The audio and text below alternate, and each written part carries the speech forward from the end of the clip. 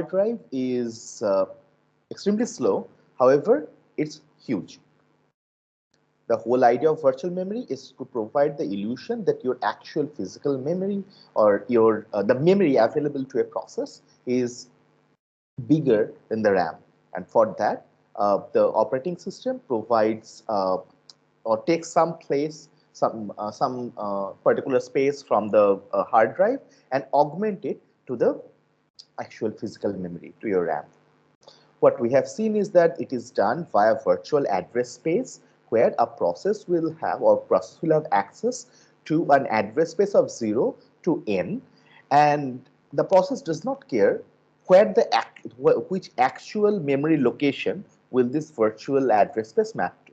The actual memory location might be in main memory, in your RAM, or it might be in secondary storage.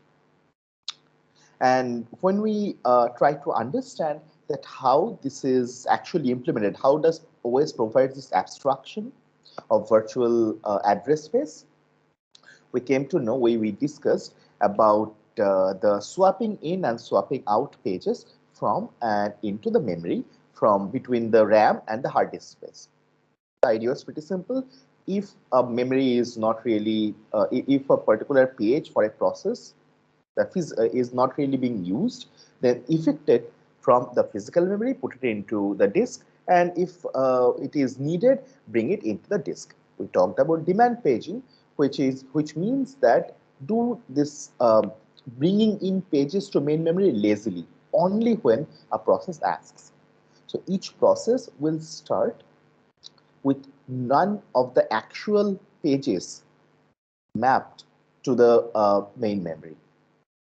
It will have a virtual address space and everything will be mapped to the disk. Then start bringing in one after another the pages as and when required. Now that is recap till yesterday, and we stopped saying that you would actually need some machineries to enable this abstraction of demand paging. This abstraction via demand paging. One of the machineries was valid invalid bet, which is very simple, right? You know, if your operating system, you need to know whether a virtual address for its process maps to main memory or it will map to the disk. That is exactly the valid invalid bit. If that bit, which is part of the page table, if it is set, if the value is v, that means that the virtual address, the page corresponding to the virtual address is in main memory. If not, it is in disk. Now today what we will do is talk about the second machinery needed for this bringing in from disk to the main memory part, and that is called a page fault. Essentially, um, using the valid invalid bit, you can know that you means the operating system logic can know that if there is a reference to a page which came and which has the valid invalid bit set to I invalid, then that page is not in the main memory, and then operating system will take over after raising something called a page fault. And this taking over is done by something called a page fault handler. It's an operating system routine, uses a lot of syscalls and so on, and the mechanisms works like the following. Operating system checks whether the reference to the page, which is not in the main, operating system decide whenever reference comes, the operating system, whenever a reference to a page comes, like the process says, like give me page 232. First, the operating system will check that whether the reference to page 232 is invalid for that process, and if it is, it will simply abort, saying there is a sec fault or there is a memory protection error. It depends on the operating system what error will be thrown, but it will abort. If that page 232 is indeed within the process virtual address space, Then the operating system will check whether the valid or invalid bit is set, and if it is just not in the memory, then it needs to bring the page to memory because the process asked it. So for that, the basic idea goes like this. The page fault handler will find a free frame that is a main memory location to bring in the page, and then swap page into that free frame via disk operation. Once the page is in main memory from the disk, the operating system will set the valid invalid bit for that page to V because now it is valid, and then it restarts the instruction that caused the page fault. And this instruction this time will run without raising a page fault, simply because now the page is in main memory. Pictorially speaking, it actually involved the following stages. Say that you want to load this M. M is a virtual address. Okay? This is a machine instruction. Your program asks that give me content of memory address M. So first, this is the first step. So the operating system will take over. Okay, where to load M, the data in M from, and they go to the page table and see that, well, the bit for this virtual memory address will set to I. It is an I, that means it's invalid, which means the page is not in main memory, right? There's a physical memory, the page is not there. So it will raise a trap. That is where the page, it will raise a trap and hand the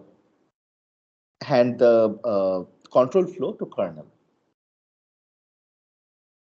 Specifically, it will hand the control flow to page fault handler.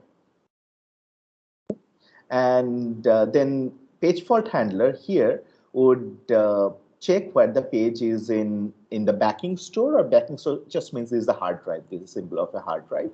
So the page fault handler will check whether the page is in backing store. It will find it will bring the missing page in a free frame from here to here. And because now because this page, after the page fault handler bring the page from hard disk to this free frame, it has to update the page table because now it is because now the valid invalid bit should be valid. It will reset the page table, set it to valid, and then it will restruct the instruction.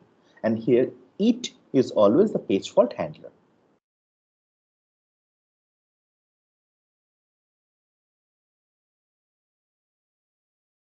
Any question in this part, like how does basically the page fault works? Because this is where the sort of like the magic happens in some sense.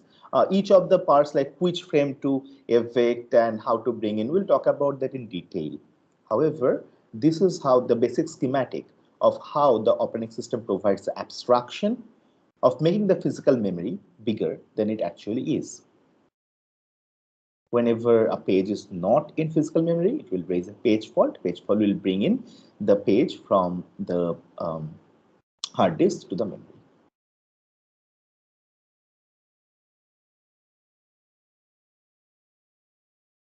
So moving on, I have a question for you, and this is an interesting question because it was not obvious to me, at least.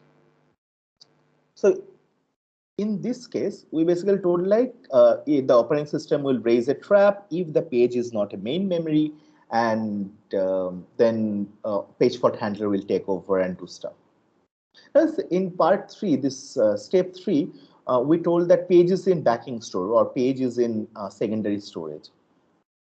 So how do you think the page fault handler know which disk address to access?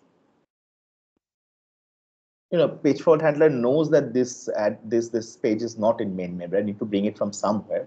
How will it know which disk address to access whenever it wants to swap a page?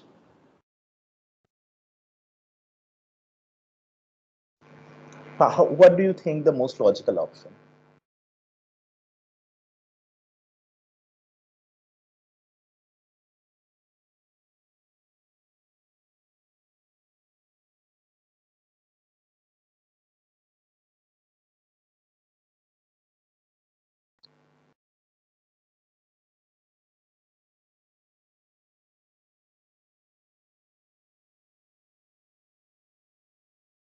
There is a table for it in the kernel. What is it? Like that's almost correct. So what is it?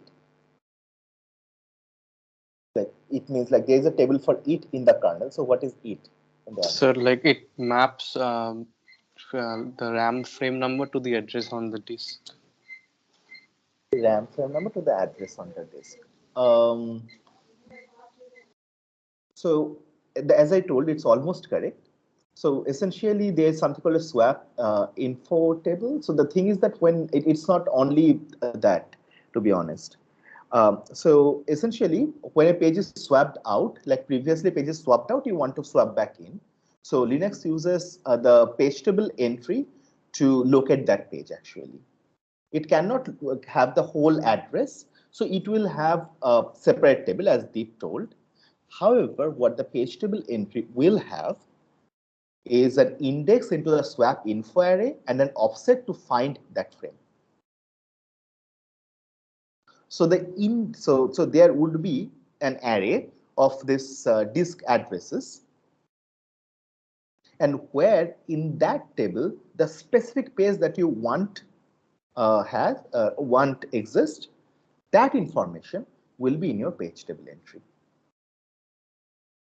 I also put in the this kernel.org, this Linux internal documentation, and it's quite interesting how this whole swapping and the data structures uh, that works. The swap info array is basically an array of data structures, not data, I mean C structures essentially.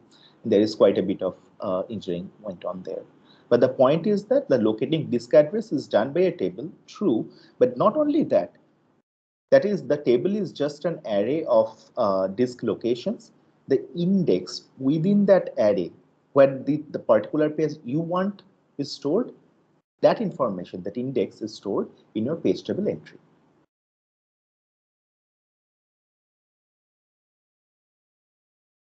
So now this page fault handler knows and brought back this main page, this missing page to the main memory.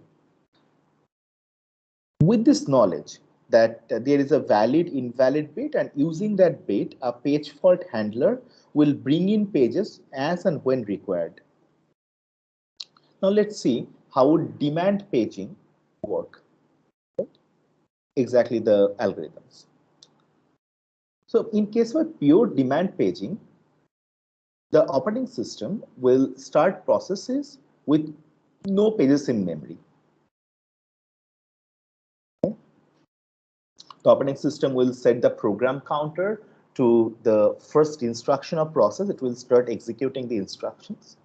And the instruction will not be in memory. It is also the code part of your binary. So there will be a page fault. And it will be taken from hard disk, your software, to the memory. So every first access for a page in demand paging will give a page fault. Let that sink in. So whenever you start executing your program, it's not like your program is loaded in the memory at one go. Your program like start that instruction that or basically start executing, the code part is somewhere in your hard disk, and that will be come in pages whenever as and when required for the first time. And not only that, a given instruction can actually access multiple pages. For example, and that will come to multiple page faults. So here we put two examples of two basic machine instructions, which will first one will load the content of the memory location R5 plus 100 on the register R2. And the second instruction will store the content of register R5 into R10 plus 50, this memory location. How many page faults will be there for each of these instructions? like when it starts for the demand paging scenario, when it starts running.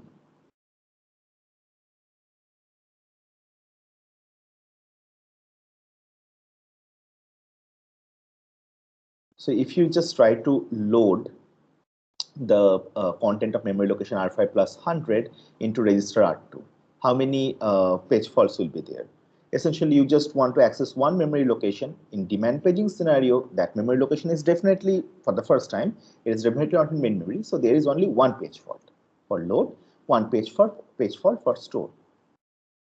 However, there might be other instructions which will give multiple page faults. For example, you want to access two memory locations, add them up, and store the results into a third memory location. Here I am talking about main memory, the RAM. So A plus B equal to C. Essentially, A is a memory location, B is a memory location, C is another memory location. So in a single add instruction, you have to cater to three page faults. You need to bring in A, you need to bring in B, you need to bring in C.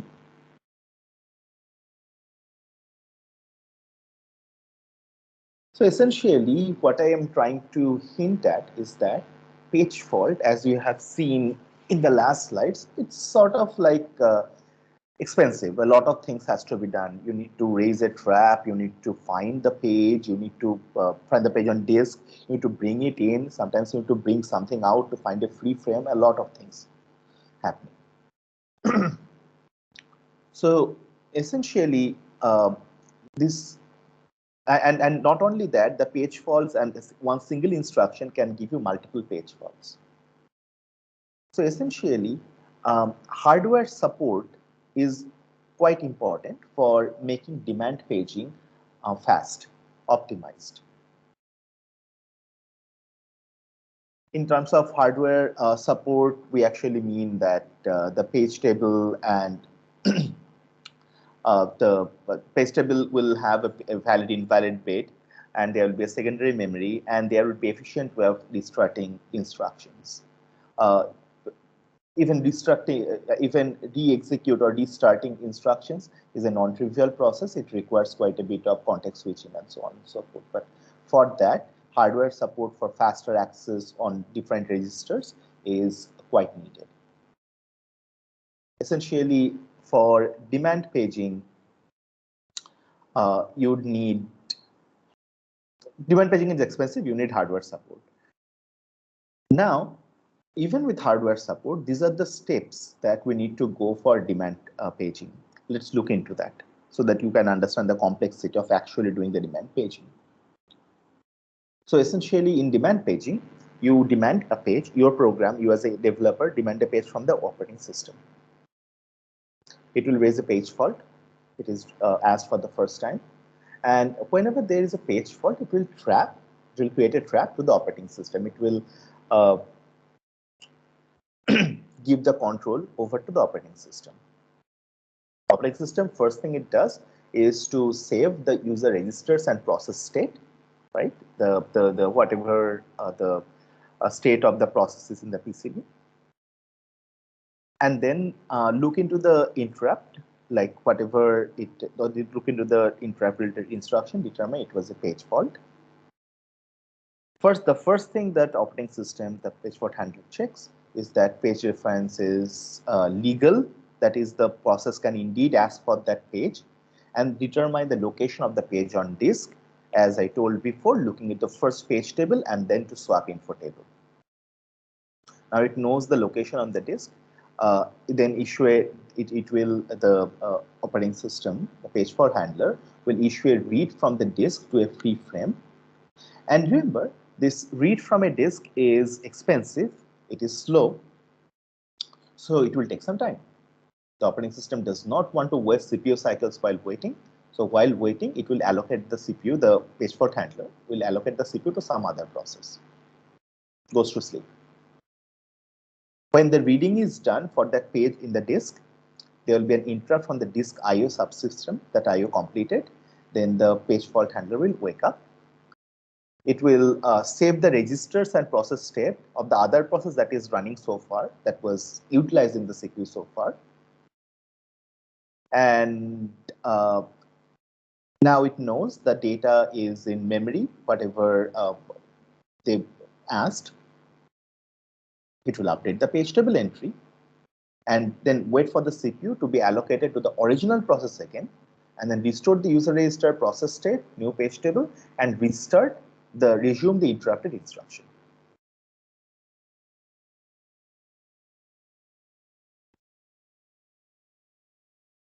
So this is sort of the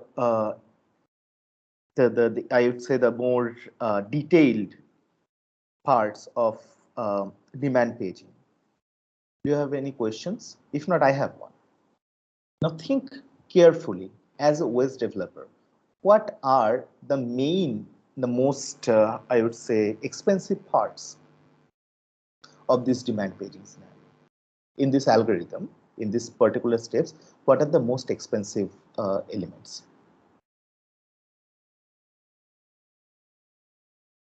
Because they will contribute to your page fault overhead. In these steps, which steps do you think are most time consuming?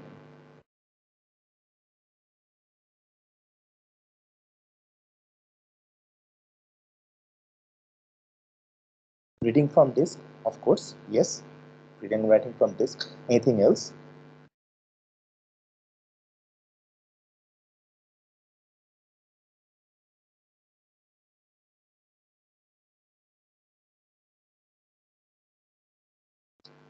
Absolutely. Yes. Yes, saving process state, right, Rajat? Totally, yes. Because you have to basically save the process state and this, bring it back. Anything else that comes to your mind that might be complicated and time consuming?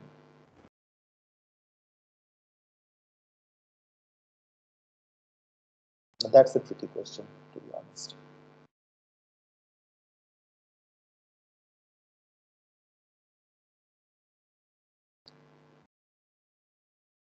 So essentially, it is restarting the process, the third one.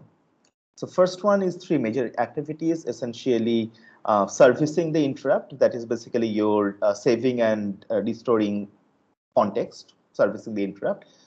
It is still servicing the interrupt based context switch, well studied, very much used in everywhere. You know that from in second or third class of this course, of this fundamental OS course. So it is carefully coded in general, and it requires just several hundred instructions. Why just several hundred? Essentially, you are talking in nanosecond scale. Then the main problem will come from, as Abhilash was mentioning, like reading from disk, right? Read the page, it takes lots of time. And restarting the process, again, just a small amount of time, but it is tricky and it is a non-trivial overhead, simply because remember that the process and the page fault might actually happen when the process is in an instruction is in midway, if there is a complicated instruction. How do you restart the instruction? Would you like to restart the instruction where it created a page fault? Would you want to start after that? Would you want to start before that? And if you want to start before that, how would you update the process states? Quite a bit of complicated questions are there. If the instruction that you are considering is atomic, no problem. That is great. Atomic means that the load store instruction, for example. If there's a page fault between a load or store, there will be no effect on the PCB. That's called an atomic instruction. However, if it is something like more in CISC architecture, you'll have add, multiply, add three numbers kind of special instructions. They often are divided into multiple cycles, smaller instructions internally. So how do we start the process? That is something that is sort of people use heuristics. There is no clear answer, and it is an instruction by instruction basis. Sometimes they handle. However, without going into the details, now we know servicing the interrupt, reading the page, and restarting the process are three key components which contribute to the demand paging overhead. Great. So with that knowledge, what is the effective access time, what we call EAT, a metric, when a page fault occurs? Because the problem with page fault is just the same with problem with context switching. It's extremely important. Operating system cannot function without context switching. Operating system today cannot function without your page fault and page fault handler. However, they add to the overhead of access. How to measure that the overhead of access? You calculate EAT, effective access time. So say if your page fault rate is P, what is page fault rate? How often do you page fault? Like your operating system will use some internal mechanisms to evict frame, bring in frame, and it will also depend on your process, your software, and so on and so forth, right? So overall, you will have a high, you will have a, I mean, you can calculate a page fault rate. If P equal to P, if P equal to 0, that means there is 0% probability of page fault. If P equal to 1, that every page difference that you do is a page fault. Of course, P equal to 0 is the best case, P equal to 1 is the worst case. So, do you think P can ever be 0?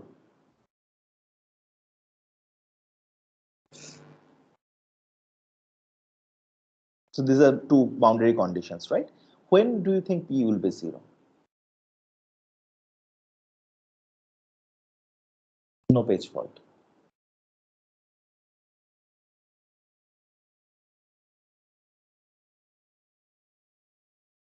You are running your program and your program doesn't have a page fault.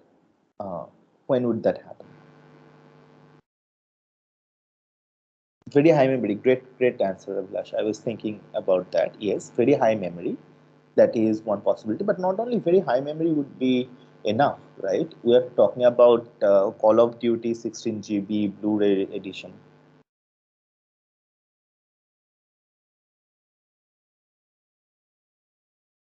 So your program needs to be small also. It has to have a small memory footprint.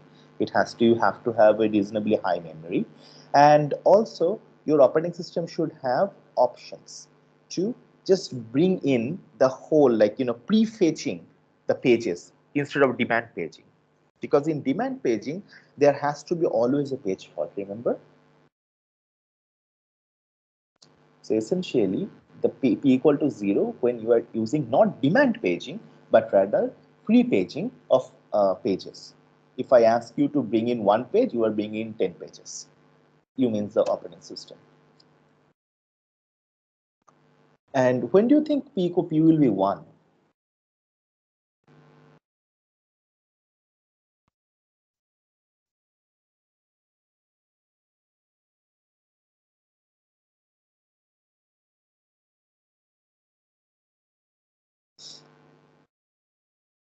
P means the page fault rate. So there will be every day. When do you think every difference will be a page fault?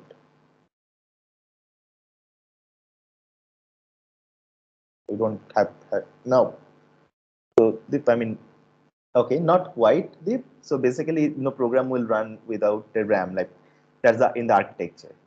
So,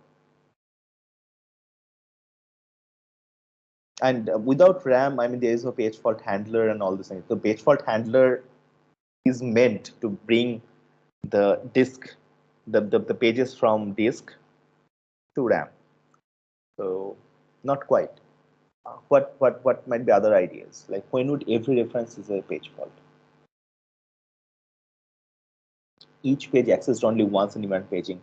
Yes, I was thinking about that particular corner case. Yeah, essentially. You have small amount of RAM, and Vinith is actually absolutely correct.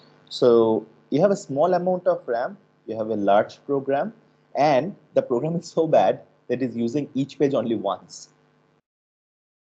So you will bring in, so it will basically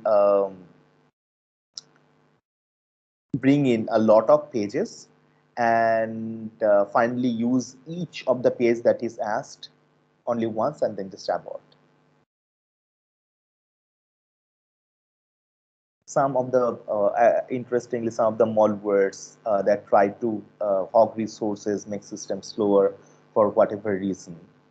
Some attacks actually do it, right?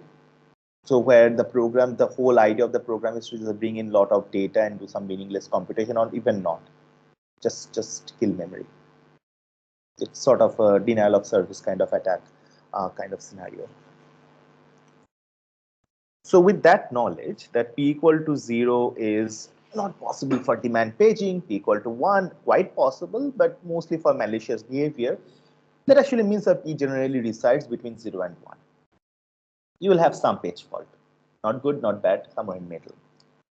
And in that case, the effective access time with page fault, when you consider page fault, the effective access time EAT would be, you have to divide in two cases. First is the case where there is, so P is the probability of page fault. So 1 minus P is no page fault. So if there is no page fault, then you will access it for, so what does it mean? There is no page fault, essentially, that's right.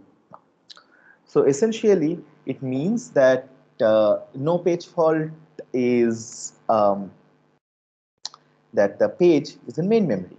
So you just need to add a memory access time. And then if there is a page fault indeed, in that case, you need to consider page fault overhead.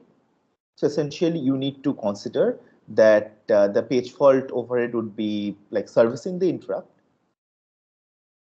and restarting the process, plus swap page out plus swap page in.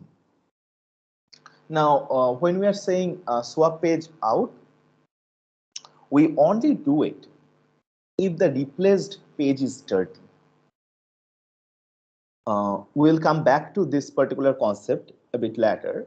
But the point is that you don't need to always swap page out and swap page in because these are expensive.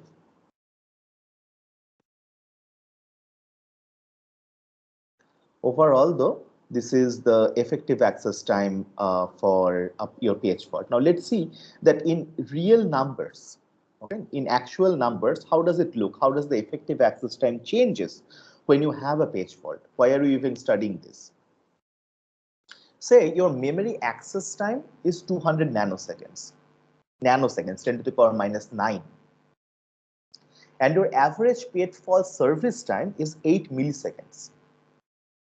Then your EAT would be 1 minus P multiplied by 200 nanoseconds. That is 1 minus P.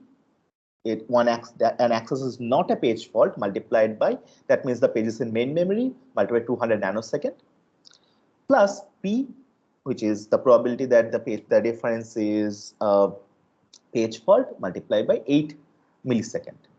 So totally you will have 200 plus P multiplied by 7.9 million. Just think about it. This 200, this 7.9 billion.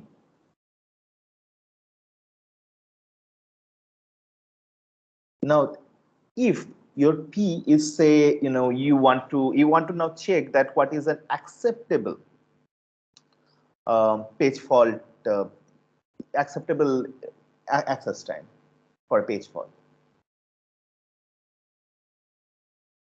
If your P is 0.001, that is 1 out of 1,000, in 1 out of 1,000 references, there will be a page fault. Then your EAT is 8.2 microseconds. Now compare this 8.2 microseconds, that effective access time with page fault, with effective access time with no page fault, which is 200 nanosecond. Your computer has just become slow by a factor of 40.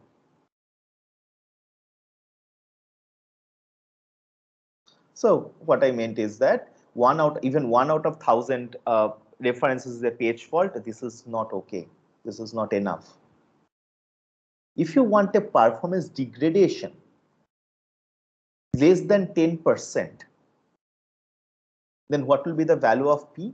Essentially, it means that the original access time was 200 nanosecond. You don't want your EAT to be more than 220, 210 plus 10% of 200, 220 nanosecond. If you solve this inequality, you will find p is less than this really small number. Meaning that you cannot afford, if you want to have an overhead of less than 10% for your page fault, you cannot afford to have more than one page fault for every 400,000, for every 4 lakh memory accesses. Any more than that, and you will incur more than 10% or even huge overhead. In this case, the overhead was a factor of 40 when you have like 1 out of 1,000 is a page fault. So page fault is not only expensive, it actually requires it actually hints that operating system needs to be smart about raising the page fault. Needs to handle things in such a way that page fault is minimized. How to do it? The operating system needs to be smart about which pages to bring, which pages to evict, so that it's just that the program that is running at a given point of time, it will have almost all the pages it needs in memory. And we'll talk how the operating system can do it. That will be our requirement 2. So first, to recap, the first challenge, that is incorporating swapping into logical to physical address space mapping process, is done via demand paging.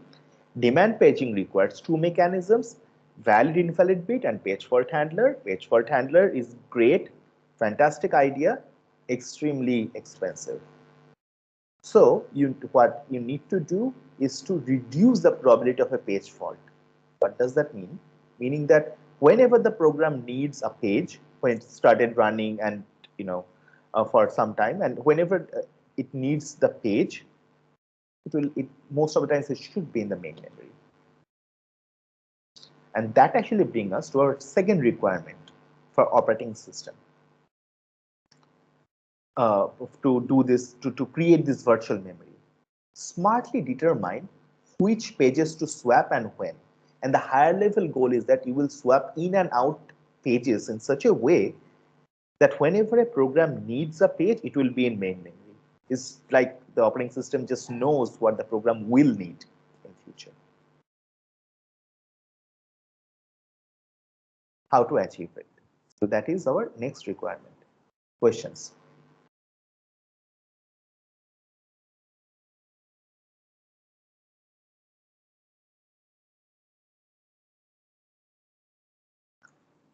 Okay. So to satisfy requirement 2, first let's see why we need to swap, because that is the basis of your page fault time, and it costs a lot. So essentially we need to swap if there is no free frame, right? You need to swap pages, so to evict pages from main memory when there is no free frame, the main memory is full. You need the hard disk to kick in. And that will happen when all the pages in your main memory are used up by processes. And it might also be used by all the processes, the kernel process, the IO,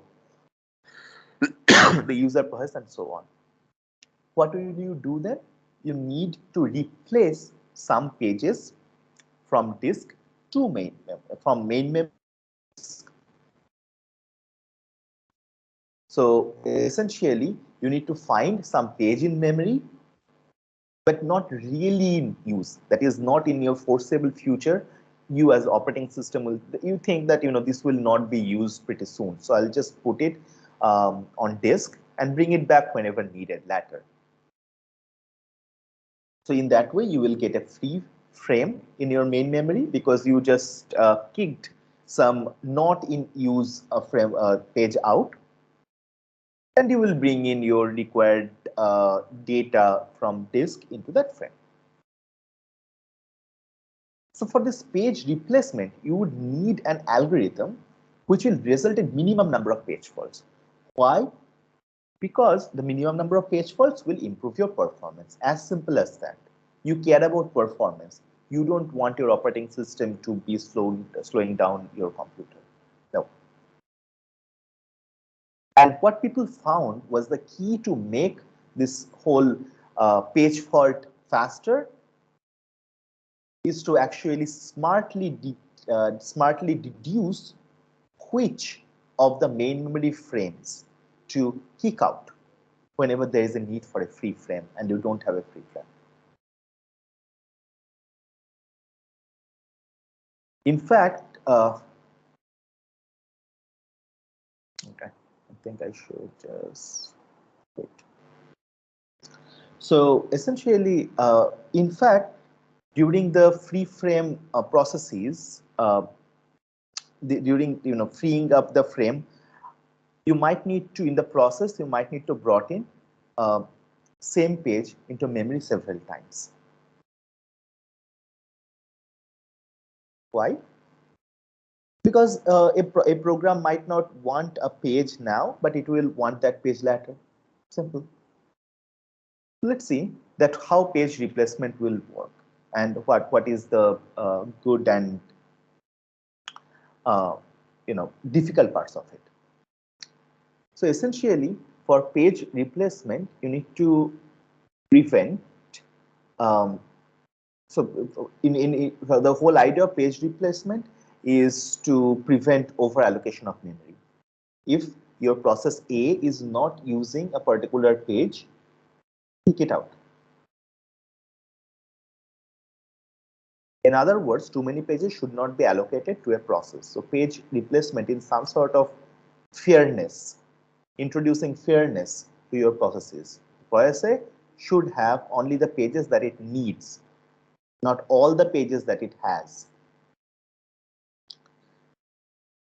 One of the key, I would say, features or machineries for page replacement is also, or to reduce the overhead for page faults, is your dirty bit or modified bit. So what is modified or dirty bit, which can help you in reducing the whole overhead of page transfer, page replacement, page fault?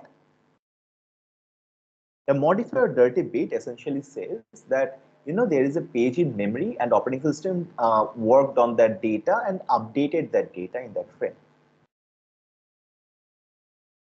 If operating system updated that data in that particular frame in main memory, then in page table entry, you will set the dirty bit. Here, dirty only means the operating system changed, and that change is only in main memory in the page. So when a page is modified, it is marked as dirty. And only the modified pages, when the time of swapping out comes, remember, I told 2 slides back, we'll come back to this.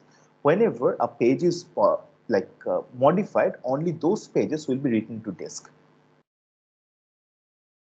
So whenever there is a need, say your main memory is full, you need a free frame.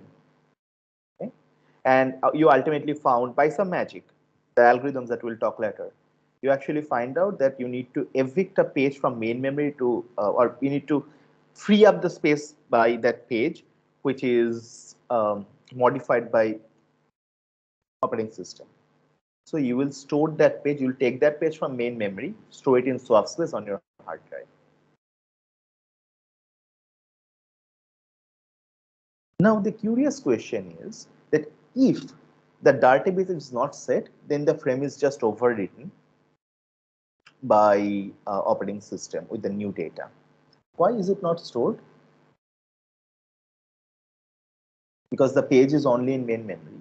So it is clean, sure, but why is it just thrown away and overwritten for freeing up space?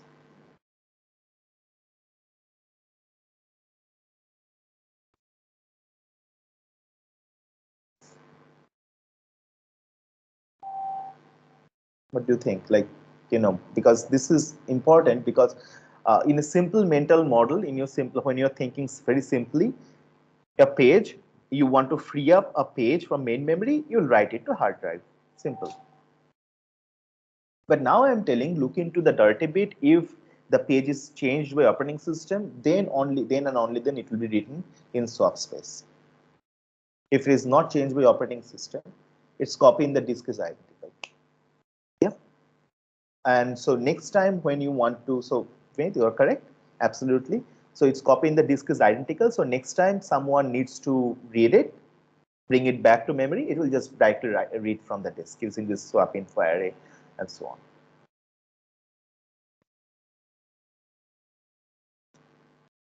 So this page replacement, thanks Vinit, this is absolutely correct.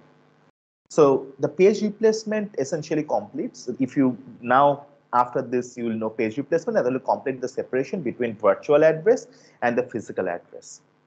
Because this page replacement algorithms, people put a lot of thought into it, and ultimately they are pretty fast, they are pretty good, and ultimately when you know this, you will get the abstraction that you have now. Your RAM is your actual memory available to your processes, your Chrome, your Firefox, your MS Teams is much higher than what your RAM has. So without further ado, let's look into how page replacement works. Essentially, your job to understand which page to your RAM is full. You want to, however, you want to bring in a page. Your running process needs a new page. Which page to effect to make space? So in a basic page replacement strategy, you would find a free frame. Okay. After you know the location of the page to bring in desired page on disk, right? The copy on the disk, but you need to find a free frame. If there is a free frame, directly use it. No questions asked. You don't need to do anything except for reading from disk. If there is no free frame, then your algorithm needs to find a victim frame to evict, to kick them out from the memory. And by kicking out, I mean either it will be overwritten if it is a clean page, and if it is not clean, it is dirty, it has to be stored in swap space. So essentially, the question now becomes that how to select the victim frame.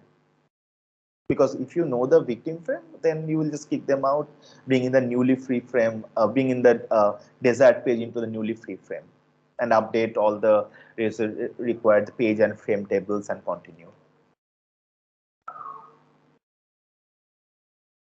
Now there, just one thing to note is that if there is a free frame, then you don't really need to have page transfers.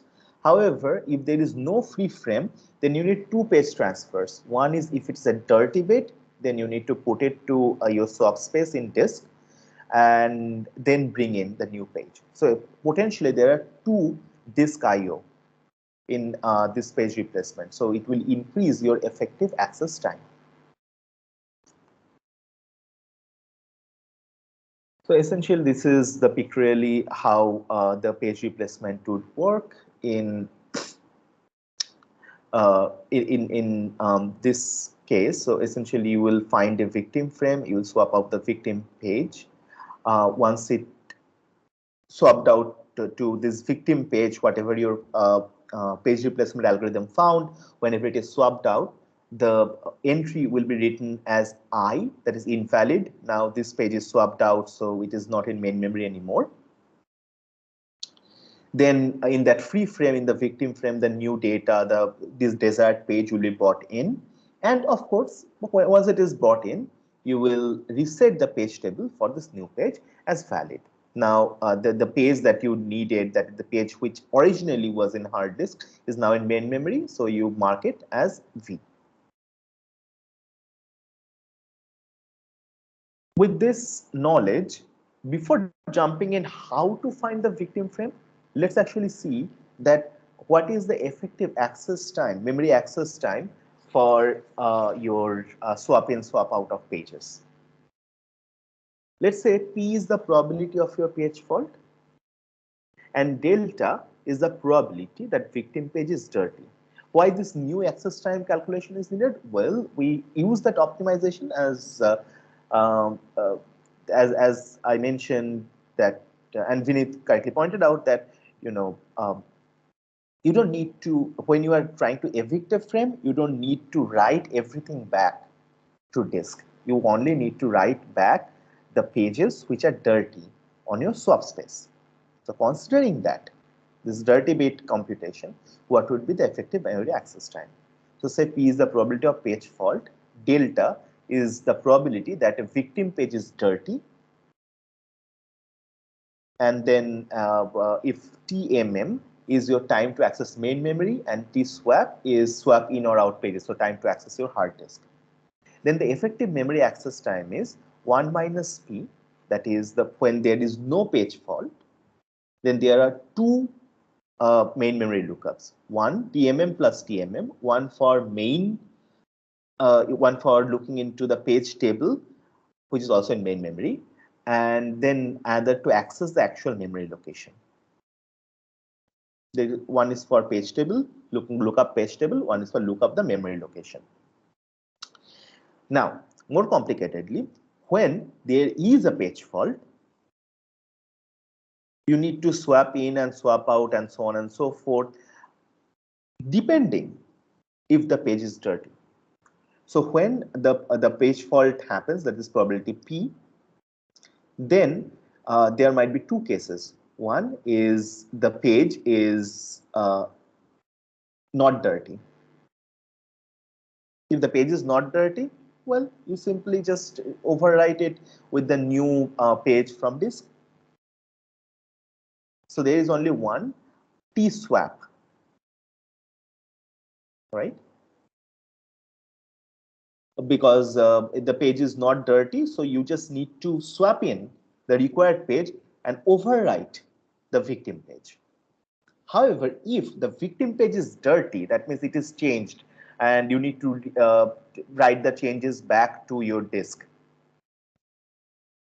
In that case, you need to have one swap out. You have to rewrite the victim page back to disk, and then you can swap in. So there are 2 into tswap if the victim page is dirty, and the probability of that is delta.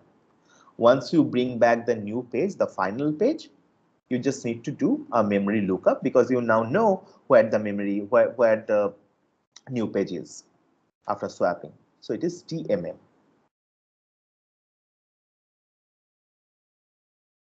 Questions?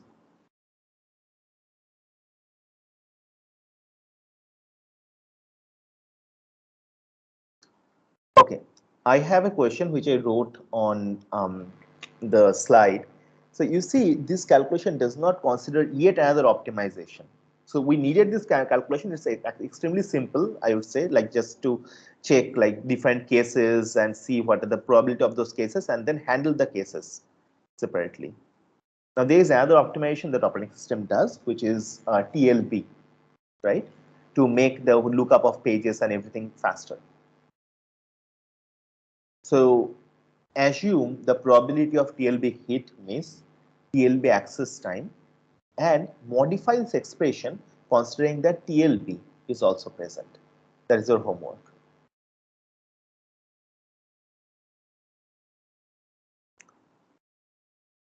Okay, so let's stop here for today and ask any questions that you have. But so far today, what we learned is how the page fault handler, first we started with how page fault handler worked. We learned that it is extremely expensive, and then we know that to reduce the page fault probability, we need to do the page replacement. That's an absolute necessity. And so far, we talked about how the page replacement work and what are the different overheads of page replacement. How the page replacement work means what are the basic steps of page replacement. Now, how would the algorithm work? How to find the victim? And in the process, we know that the key, the soul of page replacement is the victim, finding the victim page. From tomorrow, we will talk about how to find the victim's page smartly. Okay, let's stop here for today, and please, any questions, please ask any questions that you have.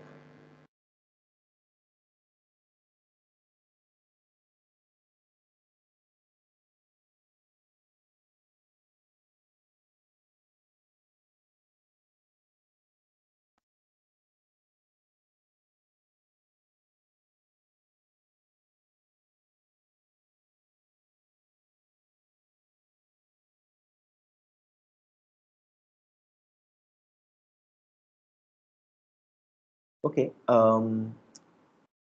If there are no questions, then just one key point is that try this calculation of TLB with this effective memory access time, and yeah, you can just post it in MS Teams, or basically let me know how does your expression look. That is definitely a possibility. So tomorrow we'll just start from this page replacement algorithm, and basically it's starting from the setup that how the page replacement algorithm will actually work. But let's stop here today if there are no more questions. Thank you.